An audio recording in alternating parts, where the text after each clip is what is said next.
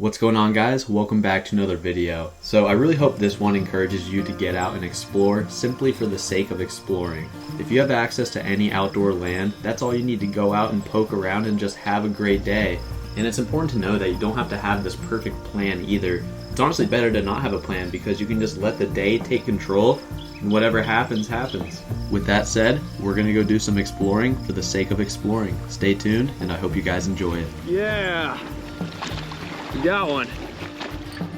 Now before we get into the fishing, I want to share a couple clips from a recent forest hike that I had with my dad. We were back in this very swampy environment, and I noticed all of these logs that looked very old, and they just seemed like a great habitat for something. So I started flipping them, and sure enough, I came across some really cool critters. Doing this brought me back to my inner child. I used to spend so much time looking for frogs, insects, and snakes around my neighborhood pond. It was a lot of fun to reconnect with that.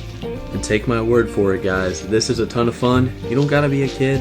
Looking for creatures is for everybody. No shame in that at all.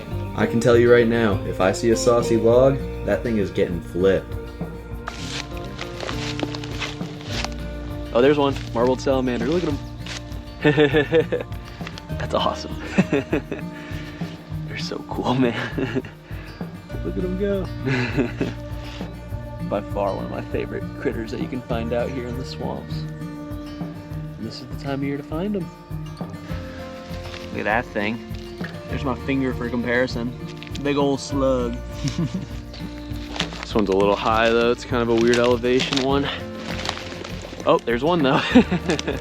He's pretty too. That one's got more white on him. Is that the same? Look, it looks like he has bones on his back like Halloween. Did you want this one? Oh my gosh, I didn't even see him. Look at him. Big vulture. He sees me now. I think it's kind of a juvenile. Yeah, he's just hanging out. All of 30 feet away from us. Oh, I see a bass. Oh, he got spooked. He's right there. He was like a pound. So that's a fish. Oh, there's one right in front of me too. You see him? Like literally right off here. Swimming to the left. I'm about to put it right in front of his face right now. Oh, I just dragged it across his face. He did not care. Do you see him? Like I'm right on him right now. Dang, he could care less about this thing. I put it right on his nose and he just did not even care for it at all. After spending some time in the cypress swamp and pine forest, we decided to try the marshlands. No fish were biting, but the views were spectacular, and that's what really made it all worth it.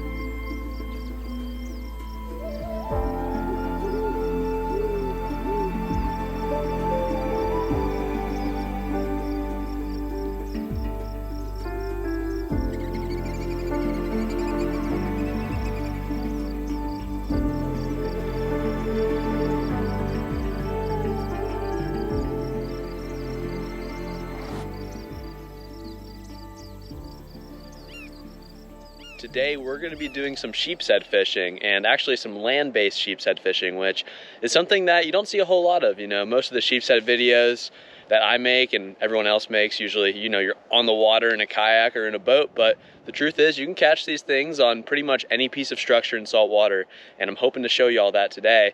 But first things first, we got to get some fiddler crabs. And because I've got the charter tomorrow, I want to get a ton of these things, enough for today and tomorrow. So I'm going to spend some time trying to dig these guys up. It's a little cold today. It's probably 55 degrees, but that sun is strong. So I think these fiddlers will be out sunning, and I'm hoping it's going to be pretty easy to load up. Don't mind all the camera gear lying around, but all you need is a bait bucket and some sort of tool to kind of dig them out if they're in their holes a little bit. So I've got an old pair of pliers that aren't much use anymore to do that. So we've actually had a flood tide recently, which has caused the marsh to completely fill up with water. And that's something that we see usually around the full moons, which is what we're experiencing right now. And even when the tide recedes, you're still gonna see some water left in the lower elevations in the marsh. So you definitely wanna be out here on a low tide, because that's just when you're gonna load up on these crabs. Here's what I mean when I say that this flood tide makes everything so much tougher when it comes to catching fiddler crabs. So you can see there's a little bit of water right here that I'm stepping in. And this is not even close to the water level right now. The water is probably, I don't know, half a mile that way where the creeks are. This is water that's just been left here from 6 hours ago when there was the flood. Okay, so I'm seeing a couple. I mean, it's not like an overwhelming amount of these crabs with this weather. So, you know, I'll look up in the marsh grass here, I'm seeing a few. And all you gotta do is just come up in here. And if they're just out crawling around, it's as simple as grabbing them. Oh man, this guy's trying to dig away from me, but you just grab them. Sometimes the males will give you a little pinch, which will surprise you, but it's not gonna like really hurt that much or anything. It's a pinch.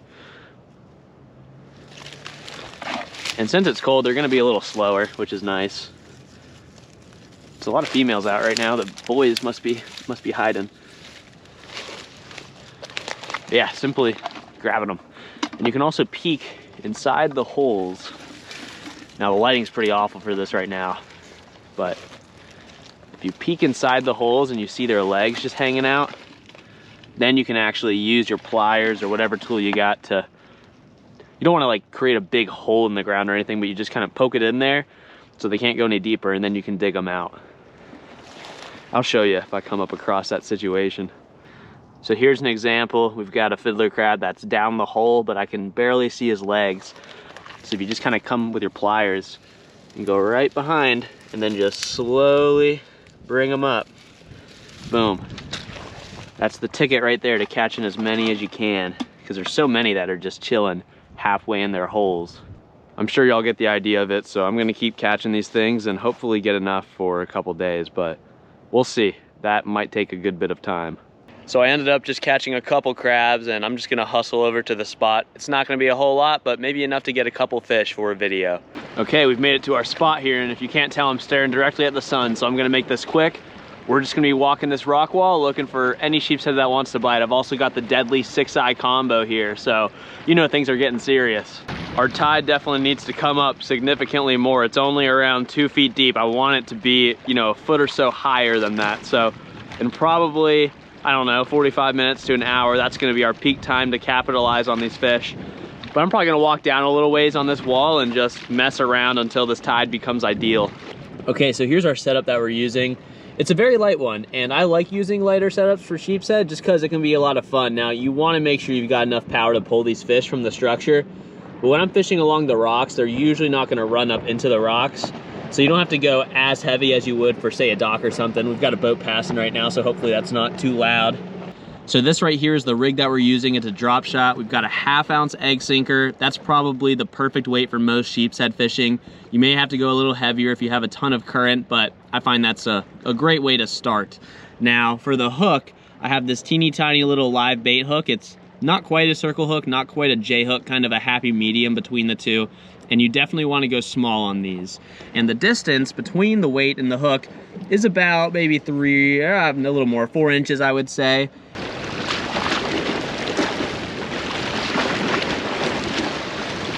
Okay, that was a bite. I just got a bite. Oh Lord, why is there, what the? Bro, what boat just came through? Oh snap, boys, we gotta hustle and catch a fish before this starts getting dangerous.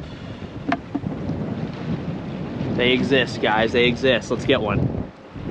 Let's get one. Let's get one before the tide gets us. Come on. Can we get one fish for the fishing video?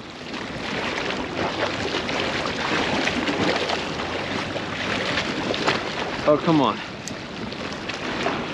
Come on. Just one, just one. You can call it a fishing video. There we go. Yeah. We got one. We got one. Come on. Get up here. Yeah. It's a fishing video now. Didn't get skunked. Let's go. It's a tiny little sheep. But it don't matter. Come here. Woo! don't know if I was in frame on this camera, but a little sheep's head. Let's go. See ya.